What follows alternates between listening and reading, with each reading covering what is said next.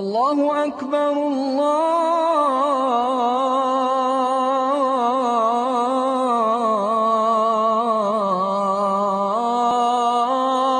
Akbar.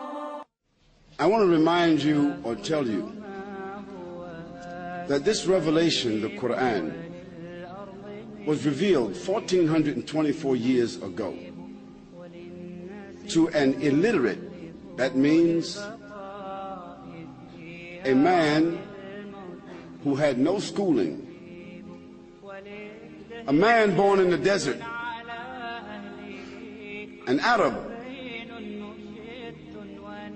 chosen by Almighty God to receive a revelation, a man like Jesus, a man like John the Baptist, a man like Zechariah, a man like Isaac, a man like Ismail, a man like Moses, a man like Abraham, a man like Noah, a man like Adam, alayhi salam, peace and blessing be upon him, a man, a messenger, and a prophet. Now this Quran that he recited is recited by 1.4 billion people in the world and memorized from cover to cover, 6,626 verses by literally millions of Muslims.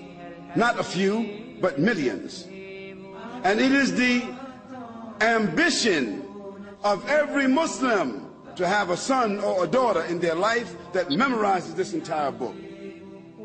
So it's not a phenomenon, except that this book was memorized and preserved in the life of the one that received it from God.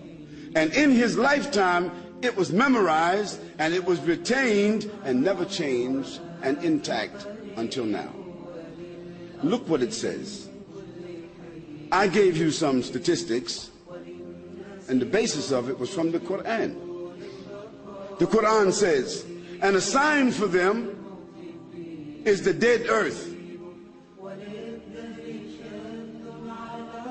It is brought back to life, and then from it springs fruits and grains of all kinds which they eat. And we place therein gardens and palm trees and grapevines, and cause them to burst forth therein some springs that come from the ground that man doesn't control himself. And there he creates his industry,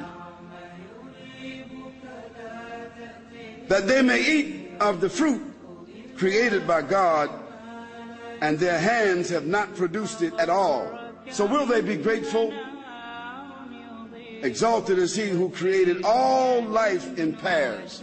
So the Quran establishes that everything in life has been created in pairs, whether plants, whether animals, whether insects, whether fish or bacteria.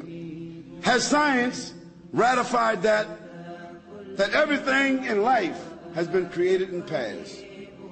Yes, the Quran said that 1,424 years ago. And of course the Prophet Muhammad, peace and blessing be upon him, he wasn't a botanist, he wasn't a geologist, he didn't have a microscope, he had no way of knowing that. The only way a human being 1,424 years could know that is through the help and inspiration of the one who is the creator from the beginning. Because that fact that everything has been created in pairs was only discovered 78 years ago, scientifically.